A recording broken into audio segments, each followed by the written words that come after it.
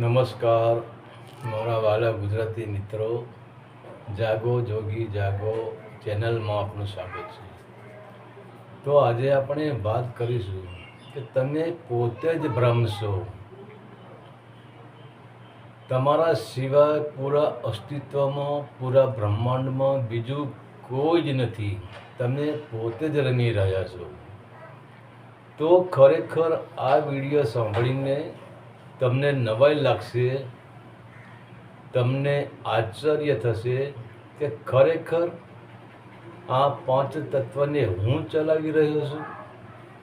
આ શિયાળો, ઉનાળો અને ચોમાસું, તો આ મોસમને હું ચલાવી રહ્યો છું. આ સૂર્ય, ચંદ્ર, તારા, ગ્રહો અને નક્ષત્રને પણ હું ચલાવી રહ્યો છું. દેવી દેવતા જેવી યોનિઓને પણ હું જ ચલાવી રહ્યો છું. ખરેખર આ બધું જ મારા હુકમથી ચાલે છે. શું ખરેખર આ બધું જ મારા આદેશથી ચાલે છે? તો તેનો જવાબ છે હા ભાઈ હા. તમે પોતે જ પાંચ તત્વ, મોસમ, ચાર યોનિ અને અનંત બ્રહ્માંડનો આધાર સ્તંભ છો. અને તમે પોતે જ દેવી દેવતા કે પૂરી પ્રકૃતિના આધાર સ્તંભ છો. અહીંયા તમારા સિવાય બીજું કોઈ જ નથી. તમે પોતે જ ઉપર આબ અને નીચે ધરતી રૂપી ઘંટીને ચલાવી રહ્યા છો. કેમ કે તમારી સંકલ્પ શક્તિથી જ આ બધું પ્રગટ કર્યું છે. તે પણ અકારણ. જેમ આપણે જોઈએ છીએ કે ચોમાસાની ભીની માટીથી નાના બાળકો ઘર બનાવતા હોય છે, તે જ માટીથી ઢીંગલા અને ઢીંગલી પણ બનાવતા હોય છે અને તે બંનેના લગ્ન પણ કરાવતા હોય છે. તો તેમાં બાળકોને કોઈ કારણ હોતું નથી. તે બાળક તે ઘરમાં રહેવા માટે જવાનો નથી. તો બસ માટીના ઘર બનાવવામાં અકારણ બાળકોનો આનંદ છે અને બાળકોને માટીમાં ઘર બનાવવાનો સંકલ્પ પણ અકારણ છે. તો હવે સમજો કે બાળકે માટીમાં ઘર બનાવ્યું. તે બાળક પરમાત્મા છે અને માટીનું ઘર તે સંસાર છે. પરંતુ બનાવેલું બાળક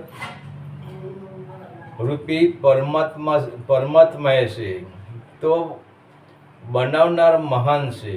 બીજું કે માટીનું બનાવેલું ઘર પડી જાય છે તો ઘરનો નાશ થઈ જાય છે, પરંતુ તે બાળકનો નાશ થતો નથી. એવી જ રીતે તમારી જ સંકલ્પ શક્તિથી અકારણ આનંદમાં તમે જ આ અસ્તિત્વરૂપી બધા જ રમકડાને બનાવ્યા છે. અને બાળક જેમ માટીના ઘર સાથે ખેલે છે, તેમ તમે પણ આ અસ્તિત્વરૂપી રમકડા સાથે ખેલી રહ્યા છો. અને આ બધા જ રમકડાને તમે તમારી મરજીથી ચલાવી રહ્યા છો. તો બસ તમે આ રમકડો નથી, પરંતુ આ રમકડાને ચલાવવા માટે ફક્ત તમારો હાથ છે. અને તમારા હાથના ધક્કેથી જ, તમારા હાથના ઈશારેથી જ આ બ્રહ્માંડ રૂપી રમકડું ચાલી રહ્યું છે. તો તમે કોઈ શરીરધારી નથી. તમે હિન્દુ, મુસ્લિમ, શીખ નથી. તમારો કોઈ જ્ઞાતિ, જાતિ કે ધર્મ નથી. કેમ કે તમે પોતે જ અનામી છો. તો જેનું નામ હોય એ જ સંસાર છે અને નામ હોય તેનો જ નાશ થાય છે, તેનું જ પરિવર્તન થાય છે. તો તમે તો એક ધરી છો. તમે તો પોતે એક કીલ છો. જેમ આપણે જોઈએ છીએ કે રથના પૈડાને ચલાવવા ધરીનો આધાર સ્તંભ હોય છે અને ધરીના આધારે જ રથનું પૈડું ગોળ ગોળ ફરે છે. પરંતુ ધરી તો સ્થિર જ છે. ધરી ફરતી નથી, તેનું પરિવર્તન થતું નથી. તો પૂરા અસ્તિત્વની મુખ્ય ધરી તમે જ છો. જેમ રથનું પૈડું ધરીના આધારથી ફરે છે, તેમ પૂરું અસ્તિત્વ, અનંત બ્રહ્માંડનું અસ્તિત્વ તમારી ધરીના આધાર સ્તંભથી જ ફરે છે, તમારી ધરીના આધારથી જ ફરે છે.